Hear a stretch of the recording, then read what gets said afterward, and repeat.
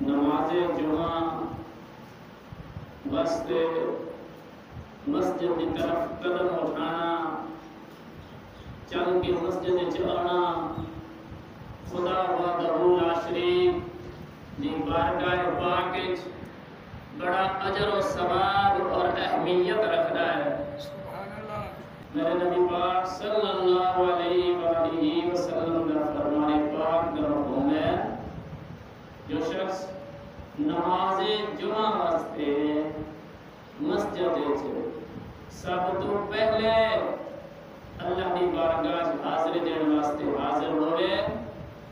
خدا وحدہ لا شریک اتنا ثواب اس کو عطا کرتا ہے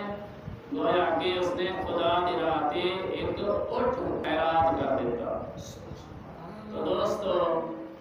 آج ایک اٹھ دی قیمت دا اندازہ لا لو، تو تھوڑی جی غفلت جو اٹھیے، تھوڑے جی 2 منٹ اگر پہلے پہنچیے تو جتنی قیمت گویا سی ایک اٹھ خرید کے خدا دی راہ تے خیرات کر دیتا، اتنا ثواب اللہ وحدہ لا شریک عطا کرتا ہے۔ ایک دیگ فی سبیل اللہ پکا کے تقسیم کر دئیے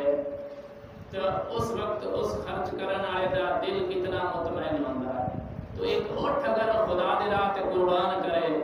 تو اس کا دل کتنا مطمئن ہو سی۔ تو یعنی نماز جمعہ دی واسطے مسجد واسطے ایک ایک قدم خدا دی بارگاہ پاک وچ اہمیت دا حامل ہے۔ ایک حدیث پاک دا مفہوم ہے کہ اگر کوئی شخص نماز دے انتظار یا نماز پڑھ کے باوضو مسجد وچ بیٹھا رہتا، اس دا بین خدا وحدہ لا شریک دی بارگاہ پاک وچ عبادت تصور کی طرح وہ ویلا بیٹھا ہے، لیکن اس دی نیکیاں فرشتے لکھ رہے، گھر رو بیٹھا ہے، گھر اس دا بیٹھنا باعث ثواب نہیں ہے، لیکن وہی بندہ اگر مسجد جا کے بیٹھ گیا ہے، جتنے لمحے زیادہ مسجد گزر سندے،